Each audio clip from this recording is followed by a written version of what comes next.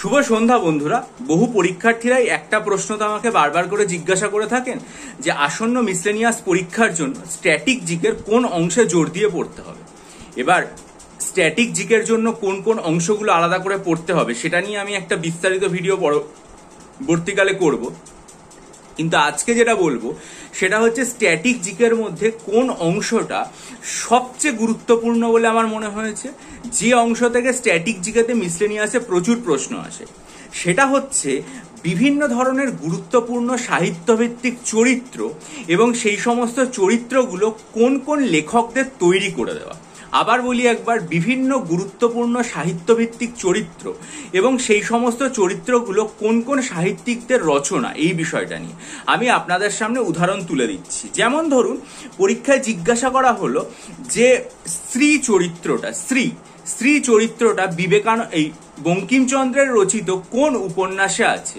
Answer হবে সীতারাম। স্ত্রী চরিত্র বঙ্কিমচন্দ্রের রচিত কোন উপন্যাসে আছে? বা ধরুন আপনাকে জিজ্ঞাসা করা হলো যে অচলা চরিত্রটা শরৎচন্দ্র চট্টোপাধ্যায়ের কোথায় রয়েছে? শরৎচন্দ্র চট্টোপাধ্যায়ের গৃহদাহ উপন্যাসে অচলা চরিত্রটা রয়েছে।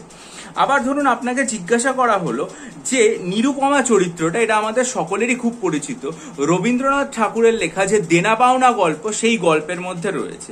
বা ধরুন আপনাকে জিজ্ঞাসা করা হলো যে মধুশ্রী চরিত্র, এটা রবীন্দ্রনাথের লেখা কোন জায়গা, মানে কোন গ্রন্থে রয়েছে? তাহলে আপনার উপন্যাস হবে সাপমোচন নামে যে কাব্যনাট্য রয়েছে সেই জায়গাটাতে এটা রয়েছে। বা ধরুন আপনাকে এরকম প্রশ্ন করা হলো যে নলিনীবাবু চরিত্র প্রভাত কুমার মুখোপাধ্যায়ের কোন গল্পে রয়েছে? বলবান জামাতা গল্পের মধ্যে রয়েছে। বা এটাও জিজ্ঞাসা করা হতে পারে যে তারাশঙ্কর বন্দ্যোপাধ্যায়ের সৃষ্ট একটা চরিত্র নাম হচ্ছে বিনোদ চরিত্র তারাশঙ্কর বন্দ্যোপাধ্যায়ের কোন গল্পে রয়েছে? আপনার অ্যান্সার যেটা হবে সেটা হচ্ছে ঘাসের ফুল। ঠিক আছে, এই রকম প্রশ্নগুলো কিন্তু পরীক্ষায় আসতে পারে।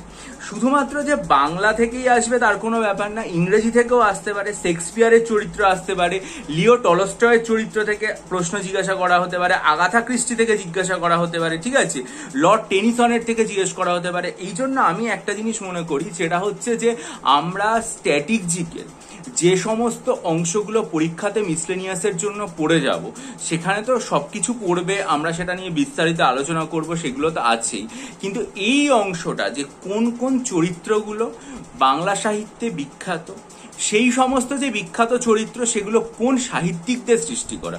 আমি আমার অনলাইন ব্যাচেও এটা চেষ্টা করছি যে একটা এরকম স্টাডি মেটেরিয়াল অন্তত 4-5 পাতা জুড়ে লিখে দিতে, যেখানে বিখ্যাত চরিত্র, সেই চরিত্রের সৃষ্টিকর্তা এবং সেই যে চরিত্রগুলো সেগুলো কোথায় বা কোন গল্প, উপন্যাস বা কাব্যগ্রন্থে রয়েছে সেটা, তার সাথে কিছু ইংরেজি চরিত্র, সারা ভারতবর্ষের ক্ষেত্রে অন্তত এরকম 10টা গল্পের চরিত্র যেগুলো সারা ভারতের ক্ষেত্রে বিভিন্ন লেখকদের তৈরি করা বিখ্যাত হয়েছে, এবং বিভিন্ন বিখ্যাত পরিচালকদের যে সিনেমা সেইগুলো কোনগুলো সেগুলো তৈরি করে দেওয়ার চেষ্টা করছি।